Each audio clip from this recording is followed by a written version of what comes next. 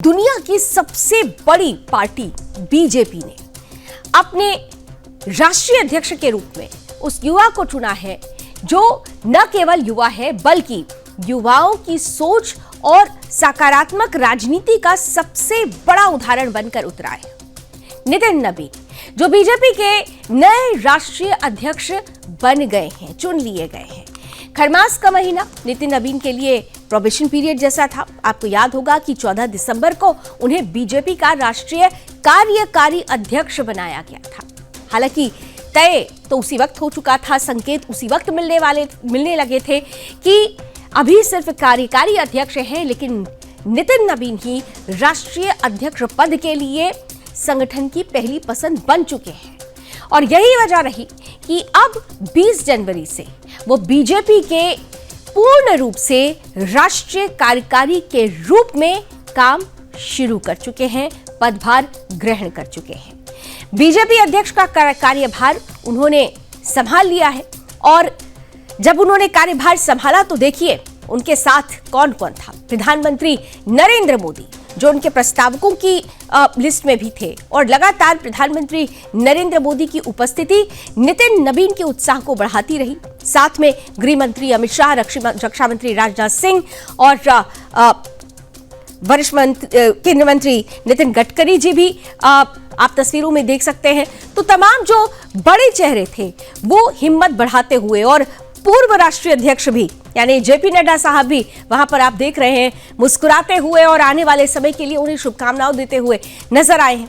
इन सबके बीच अब नितिन नबीन के लिए काम करने का, जिम्मेदारी को निभाने का समय शुरू हो चुका है। उनको जो टास्क दिया गया है वो सबसे महत्वपूर्ण टास्क ये है कि देश के कई हिस्सों में आने वाले समय में विधानसभा चुनाव होने हैं और विधानसभा चुनावों में बीजेपी की जीत पक्की करने का टारगेट उन्हें स्पष्ट रूप से दिया गया है, क्योंकि ये वही बीजेपी है जो 365 दिन चुनावी मोड में रहती है और जिसका लक्ष्य और उद्देश्य सिर्फ जीत होता है। और इसलिए इस लिहाज से बीते अगर चुनावों को देख लें तो राष्ट्रीय अध्यक्ष जब जेपी नड्डा साहब थे तो उनके कार्यकाल के दौरान बीजेपी ने परचम लहराया था और यही उम्मीद अब नितिन नबीन से भी की जा रही है। 2026 में पश्चिम बंगाल, केरल, असम, तमिलनाडु और पुडुचेरी जैसे राज्यों में विधानसभा के चुनाव होने हैं। दिल्ली में जब नए अध्यक्ष के रूप में नितिन नबीन को चुन लिया गया है तो आपको बता दें कि यहां पर उनके लिए ये सबसे बड़ी जिम्मेदारी होगी कि इन राज्यों में, खास तौर से पश्चिम बंगाल में जहां पर ममता बनर्जी सबसे बड़ी चुनौती बनकर उभरी हैं, उस राज्य में बीजेपी को जीत दिलाने के लिए वो तमाम रणनीति तैयार करना, वो तमाम स्ट्रेटेजी तैयार करना जो नितिन नबीन के लिए बेहद खास होने वाली है, नितिन नबीन को बेहद खास बनाएगी भी। और इन सब के बीच क्योंकि अब राष्ट्रीय अध्यक्ष नितिन नबीन को चुन लिया गया है तो आज प्रधानमंत्री नरेंद्र मोदी जब अपना वक्तव्य दे रहे थे तो उन्होंने साफ तौर पर कहा कि राष्ट्रीय अध्यक्ष जो बने हुए हैं उनको मैं अपना बॉस मानता हूं, क्योंकि हम पार्टी के कार्यकर्ता के रूप में काम करते हैं। पार्टी इसीलिए आगे बढ़ी क्योंकि पार्टी में शामिल हर एक कार्यकर्ता जमीन से जुड़ा रहा और उसने सबसे खास बात जो व्यवहार होता है, जो सामंजस्य होता है, उसे बना कर रखा। और यही वजह है कि प्रधानमंत्री ने यह भी कहा कि नितिन जी मेरे भी अब बॉस हैं, मैंने रिपोर्ट कार्ड उन्हें दे दिया है। और अगला चुनावी चैलेंज भी इस बीच नितिन नबीन जी को थमा दिया गया है। बीजेपी मुख्यालय में मोदी के भाषण को देखें तो पश्चिम बंगाल और केरल पर ज्यादा जोर लगता है। बीजेपी चुनावी मशीन क्यों कही जाती है, इसी बात से अंदाजा लगाया जा सकता है। जैसे मैंने कहा कि 365 दिन बीजेपी चुनावी मोड में होती है। प्रधानमंत्री नरेंद्र मोदी ने मौका देकर नितिन नबीन को भी नए सिरे से ये बता दिया है कि 2002 के गुजरात चुनाव में जीत के बाद हुई समीक्षा बैठक की याद उन्होंने उस वक्त दिलाई और कहा कि यह भाजपा है जो जीत का जश्न मनाते समय भी अपनी कमियों की लगातार समीक्षा करती है और कमियों से उभरने के लिए हर समय का उपयोग करती है। हमें आगे बढ़ना है, हमें ध्यान रखना है, हार और जीत के बाद समीक्षा करनी जरूरी होती है। महाराष्ट्र के निकाय चुनावों का जिक्र करते हुए भी प्रधानमंत्री नरेंद्र मोदी ने कहा कि आपको महाराष्ट्र चुनाव के परिणामों का उदाहरण यहां पर देना चाहूंगा कि महाराष्ट्र में हम निकाय चुनाव जीतने के बाद जश्न में डूबे नहीं बल्कि अभी उन्होंने बताया कि मैं तो अभी ये पढ़ रहा था कि उसी दिन से हमारे महाराष्ट्र के कार्यकर्ता आने वाले पंचायत के चुनावों की तैयारियों के लिए भी बैठक शुरू कर चुके हैं। ये सब समझाते हुए प्रधानमंत्री नरेंद्र मोदी ने नितिन नबीन को जी भरकर उनकी प्रशंसा भी की। कहा, आज भाजपा परिवार को अपना नया मुखिया मिला, ऊर्जावान मुखिया मिला है, अनुभवी मुखिया मिला है। मोदी ने कहा कि नितिन नबीन जी मेरे बॉस हैं और मैं कार्यकर्ता हूं। साथ ही साथ नितिन नबीन का चयन इस बात का भी संकेत देता है कि बीजेपी की नजर उस जेनजी युवा पर है जो देश के लिए सबसे महत्वपूर्ण योगदान दे सकता है और खास तौर से महत्वपूर्ण माना जाता है क्योंकि हमारा देश 65% युवा देश है। और अगर देखें तो यहां पर 65% जो आबादी है 35 वर्ष की आयु तक आती है और 50% जो लोग हैं वो 25 तक आते हैं। तो यानी कुल मिलाकर जेनजी को ध्यान में रखते हुए भी नितिन नबीन के चेहरे को चुना गया है। जेनजी के प्रभाव वाले दौर में प्रधानमंत्री नरेंद्र मोदी ने कहा कि नितिन जी उस पीढ़ी से आते हैं जिन्होंने बचपन में रेडियो पर खबरें सुनी और आज एआई का इस्तेमाल करते हैं। यानी उन्होंने जेनजी और मिलेनियल इन शब्दों का भी इस्तेमाल करते हुए इस बात को सामने रखा। युवा ऊर्जा और संगठन का लंबा अनुभव दोनों ही नितिन जी के साथ है और इसके साथ ही मोदी ने नितिन नबीन को यह भी समझा दिया कि उनकी जिम्मेदारियों का दायरा छोटा नहीं बल्कि बहुत बड़ा है। अब नितिन नबीन जी हम सभी के अध्यक्ष हैं। उन्होंने कहा कि उनका दायित्व एनडीए के सभी साथियों के बीच तालमेल बैठाने का भी है। आने वाले चुनावों के मुद्दे बताने से पहले प्रधानमंत्री नरेंद्र मोदी ने नितिन नबीन को बीजेपी के चुनाव जीतने का ट्रैक रिकॉर्ड की तरफ भी उनका ध्यान वो ले गए, लेकिन 2024 के लोकसभा चुनावों के बाद के चुनावों का ही उन्होंने ज्यादा जिक्र किया। और लोकसभा चुनाव में बीजेपी ने स्लोगन दिया था कि अब की बार 400 पार, लेकिन बीजेपी एनडीए के सहयोगी दलों के साथ मिलकर भी लक्ष्य हासिल नहीं कर पाई। प्रधानमंत्री मोदी ने बीजेपी कार्यकर्ताओं के बहाने नितिन नबीन को यह बताया कि बीते 1.5-2 वर्षों में तो भाजपा पर जनता का भरोसा और ज्यादा मजबूत हुआ है। विधानसभा हो या स्थानीय निकाय, बीजेपी की स्ट्राइक रेट अभूतपूर्व रही है और इस दौरान देश में 6 राज्यों में विधानसभा चुनाव हुए हैं। इनमें से 4 चुनाव बीजेपी नीत एनडीए ने जीते हैं और आज भाजपा सिर्फ संसद और विधानसभा की नहीं बल्कि नगर पालिकाओं और नगर निगमों में भी पहली पसंद बन चुकी है। और इसका ताजा उदाहरण अभी महाराष्ट्र में हुए निकाय चुनाव है। हाल ही में जो मेयर और पार्षदों के चुनाव परिणाम सामने आए हैं, बीजेपी को अभूतपूर्व जीत मिली। जो नतीजे आए उसने सभी को चौंका दिया। प्रधानमंत्री नरेंद्र मोदी ने नितिन नबीन को यह भी समझाया कि केरल में आज बीजेपी के करीब 100 पार्षद हैं। केरल की राजधानी तिरुवनंतपुरम की जनता ने मेयर चुनाव में 45 साल बाद लेफ्ट से सत्ता छीनी और भाजपा पर भरोसा किया। मुझे पूरा विश्वास है कि आने वाले विधानसभा चुनावों में भी लोग केरल में बीजेपी को अवसर जरूर देंगे। पंचायत चुनाव के परिणामों की याद दिलाकर मोदी ने नितिन नबीन को केरल चुनाव का टास्क थमाया और घुसपैठियों के बहाने ये भी समझा दिया कि पश्चिम बंगाल चुनाव उनके सामने सबसे बड़ा चैलेंज है।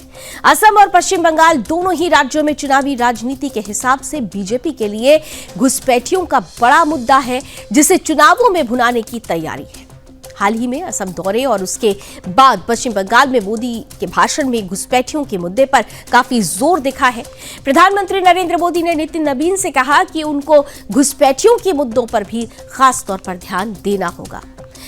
मोदी जी ने कहा कि ऐसे राजनीतिक दल जो वोट बैंक की राजनीति में घुसपैठियों को बचा रहे हैं या उन्हें कवर दे रहे हैं, हमें उनको पूरी ताकत से जनता के सामने बेनकाब करना होगा, एक्सपोज करना होगा और साफ तौर पर जो जिम्मेदारी अब राष्ट्रीय अध्यक्ष के कंधों पर है, वो जिम्मेदारी चुनौतियों से भरी है। लेकिन बीजेपी का ये ट्रैक रिकॉर्ड रहा है कि चुनौतियों पर पार पाकर विजेता होना, यही बीजेपी का लक्ष्य और उद्देश्य रहा है। क्या कुछ कहा गया प्रधानमंत्री की तरफ से, आइए आप ही सुनिए।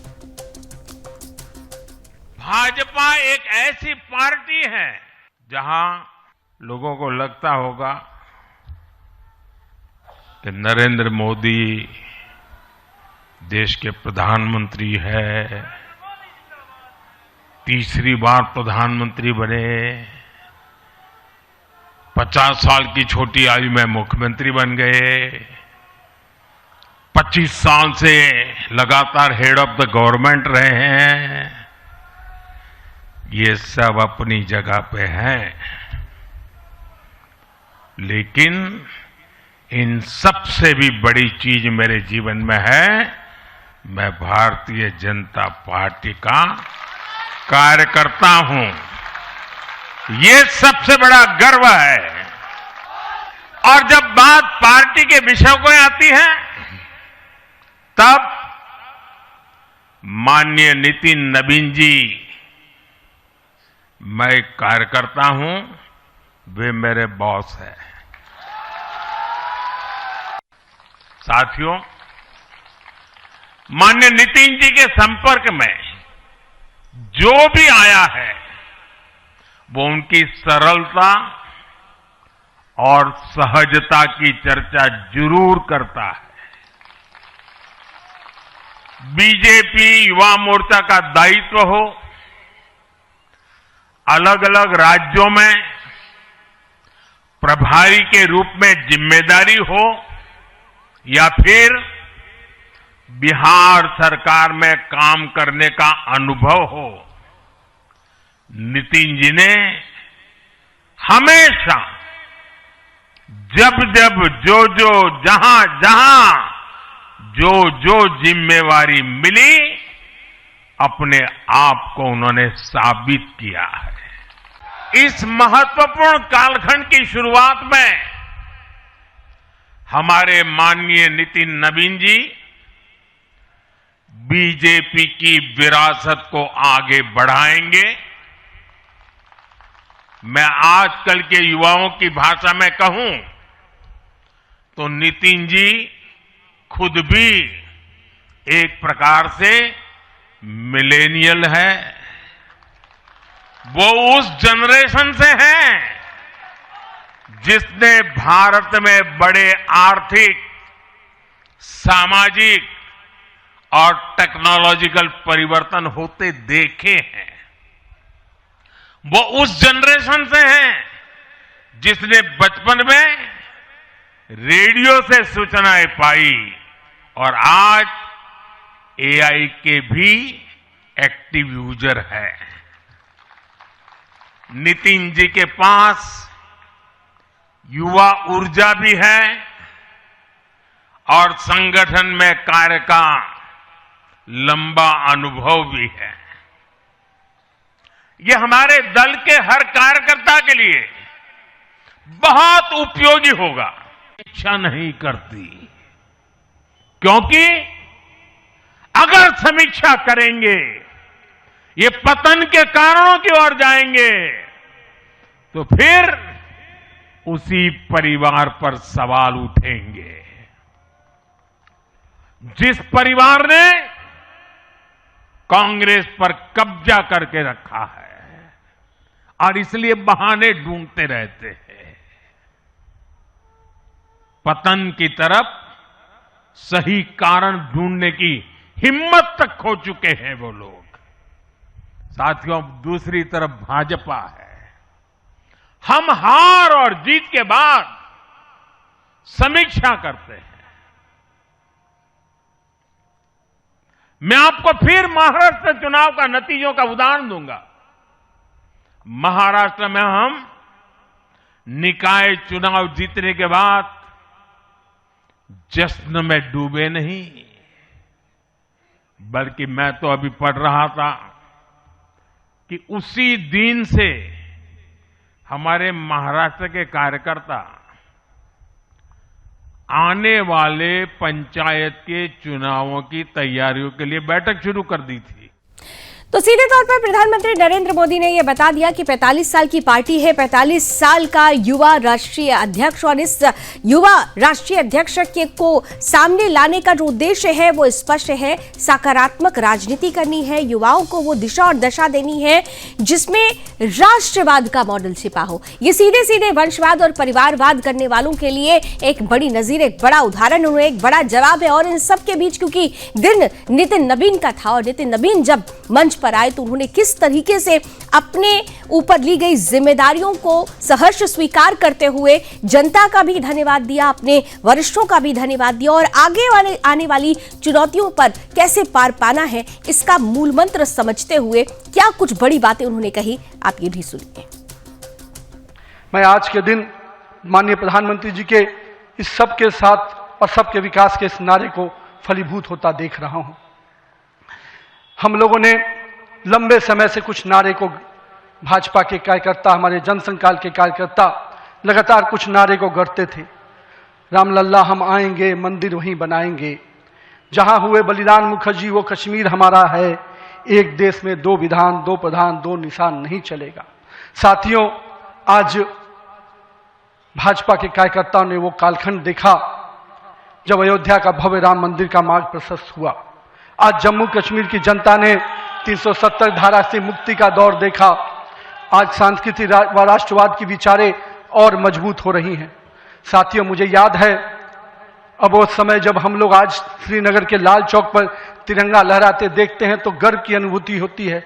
हमने वो दौर भी देखा था जब पाकिस्तान के झंडे लहरा रहे थे और दिल्ली की सरकार बैठकर मौन बैठी थी उस समय, क्योंकि वो समय हम लोगों ने युवा मोर्चा के कालखंड में काम करने का जब मौका मिला था तो हमने देखा था उस समय। अवसर पर पार्टी के अपने पूर्व के सभी राष्ट्रीय अध्यक्ष को स्मरण भी करता हूं और हमारे कई राष्ट्रीय अध्यक्ष जो यहां पर बैठे हैं मैं उनका भी अभिवादन करता हूं।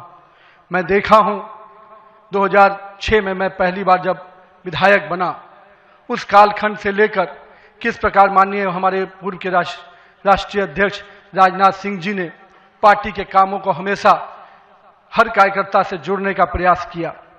मैंने जब नितिन गडकरी जी को देखा तो मैंने देखा कि किस प्रकार से संगठन के हर मोर्चा और सेल को उन्होंने गढ़ने का काम किया।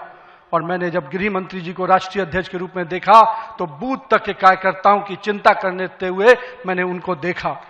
मैंने उनको इस रूप में देखा कि किस प्रकार से आज पार्टी का जिस स्थान पे हम लोग आज खड़े हैं, कार्यालय कार्यकर्ता के लिए मैं कह सकता हूं तीर्थ स्थान होता है, और जहां से कार्यकर्ता अपनी ताकत पाता है उस कार्यालय को भी आपने किस प्रकार से पूरे देश में एक निर्माण करने की योजना बनाई और आज हर बूथ का कार्यकर्ता अपने आप को उस तीर्थ पर जाकर अपने आप को धन्य। तो दौर बदल रहा है लेकिन लक्ष्य और उद्देश्य नहीं बदला है। लक्ष्य और उद्देश्य राष्ट्रवाद की भावना को, राष्ट्र सर्वोपरि की भावना को, इस संकल्प को आगे बढ़ाकर सीधे तौर पर राष्ट्र निर्माण के मॉडल को प्रस्तुत करना है और यही बात नितिन नवीन ने भी स्वीकारी और यही बात पार्टी को आगे ले जाएगी, स्पष्ट रूप से कहा गया। जब क्योंकि अब राष्ट्रीय अध्यक्ष के रूप में नितिन नवीन सामने आ चुके हैं और निर्विरोध उन्हें चुना गया है, पार्टी में आज उमंग का, उल्लास का भी अवसर था और यही वजह रही कि तमाम तरीके से बीजेपी के जो वरिष्ठ चेहरे हैं उन्होंने न केवल शुभकामनाएं दी बल्कि आने वाले समय में किस तरीके से जो चुनाव होने हैं उसमें बीजेपी को क्या कुछ करना है इसे लेकर भी अपने मन की बात साझा की है। हमने उनसे बात की, क्या कुछ उन्होंने कहा आप भी सुनिए। सर, असम से नितिन नवीन जी का एक काफी लगाव रहा है, 2006 से ही असम का है, कैसे देखते हैं असम की जनता? So, Honorable newly elected President Nitin Navin ji is closely associated to Assam for the last 20 years. He has strong organizational experience, organizational base across India because since the days in Yuva Morcha, he has been constantly traveling and interacting with our Karyakartas. So, he has the experience right from grassroots organizational works to today's new post of leading the biggest, largest political party in the world. So we are always proud of him. और यही है नवीन युग का शुभारंभ हुआ है. At the age of 45 years, he has been given the responsibility to lead the largest political party in the world, having 14.8 crores of Karyakartas. So under his able leadership, definitely will march towards the path of Viksit Bharat, Shashakt Bhajpa, as envisioned by our Honorable Prime Minister Narendra Modi ji and the entire nation of India. So हमें उम्मीद है, हम संपूर्ण आस्था और विश्वास से नितिन नवीन जी के नेतृत्व में हम आगे बढ़ेंगे और अप्रैल में असम में चुनाव भी हैं विधानसभा के। हम निश्चित हैं कि प्रधानमंत्री आदरणीय नरेंद्र मोदी जी के जो सपना है असम एवं नॉर्थ ईस्ट को सशक्त बनाना, और जिस पद से हम आगे बढ़ रहे हैं, नितिन जी का मार्गदर्शन से हम सांगठनिक रूप से भी आगे बढ़ते ही रहेंगे। और असम में कुल आबादी है 3.4 करोड़, इसमें से 60 लाख से ज़्यादा सदस्य ही है भाजपा में।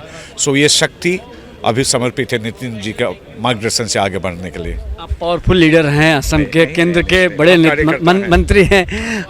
तो मैं कहता कि ये एक जो चुनौती है आप लोग के लिए, घुसपैठ समस्या है, आपकी सरकार कब तक घुसपैठ मुक्त असम करेगी? देखिए, ये कोशिश तो लगातार चल ही रहा है, और अभी जो भी लोग घुसपैठिया और the people of this Bangladesh or East Pakistan origin who has been residing in Assam for long, but they are encroaching our forest land, our government land, Satra, Namgarh.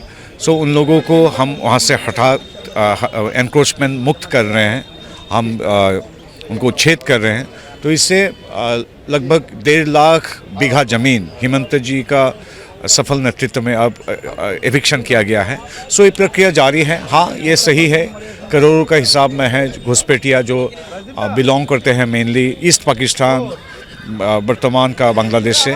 सो हमारा जो संस्कृति धरोहर, हमारा राजनीतिक जो अपना जो राजनीतिक हमारा शक्ति है इंडिजिनस पीपल का, इसके लिए सदा उन लोगों से एक भय संकट होता ही है। तो ये तो हमारे साथ असम के जो नेता हैं पवित्रा मार्केटा जी, केंद्र सरकार में मंत्री हैं, जो प्रदेश अध्यक्ष है दिलीप सकेत साहब, उन्होंने सुदर्शन न्यूज़ से बातचीत की और दावा ठोक दिया कि असम में फिर से हैट्रिक लगने जा रही है।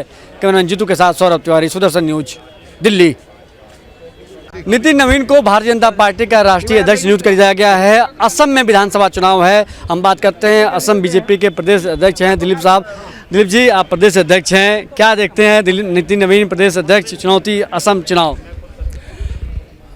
असम में भाजपा का सरकार और एनडीए का सरकार, साथ में भाजपा एनडीए का सरकार तीसरी बार के लिए असम जनता के आशीर्वाद से, समर्थन से बनाना तय है। और हम सब लोग आज बहुत खुश है क्योंकि हमारे एक युवा नेता के ऊपर पार्टी ने राष्ट्रीय अध्यक्ष का कमान उनके ऊपर सौंपी है। तो असम के साथ भी आदरणीय नितिन नवीन जी का बड़ा गहरा संपर्क है। 2006 से उनका असम प्रवास, असम दौरा होते रहा है।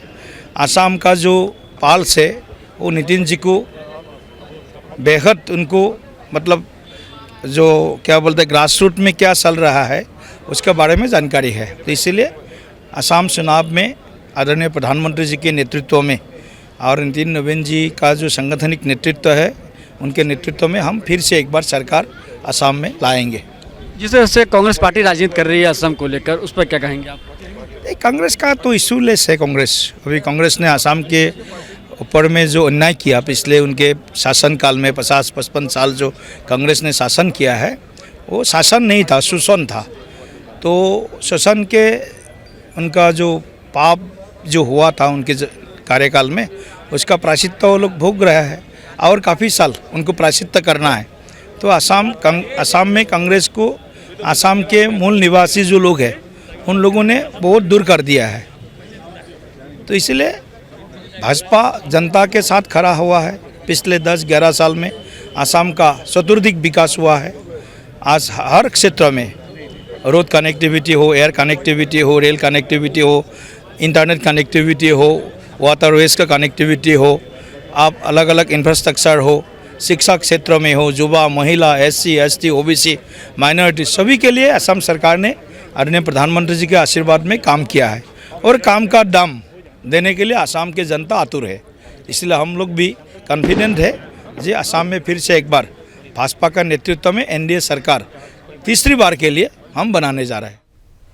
तो दिल्ली ब्यूरो चीफ सौरभ तिवारी से बात करते हुए तमाम जो असम के जो शीर्ष नेतृत्व है, वो चाहे बीजेपी के प्रदेश अध्यक्ष हों या तमाम जो लीडर्स हों, उन्होंने ये स्पष्ट रूप से कह दिया है कि नितिन नवीन का चुना जाना ये तय कर रहा है कि आने वाले समय में जिन राज्यों में चुनाव होने वाला है, खासतौर से वो चाहे पश्चिम बंगाल की बात हो या फिर असम की बात हो, जिस तरीके की तैयारियां हैं वो ये बताती हैं कि आने वाला समय बीजेपी का है। इन राज्यों में बीजेपी की जीत सुनिश्चित है।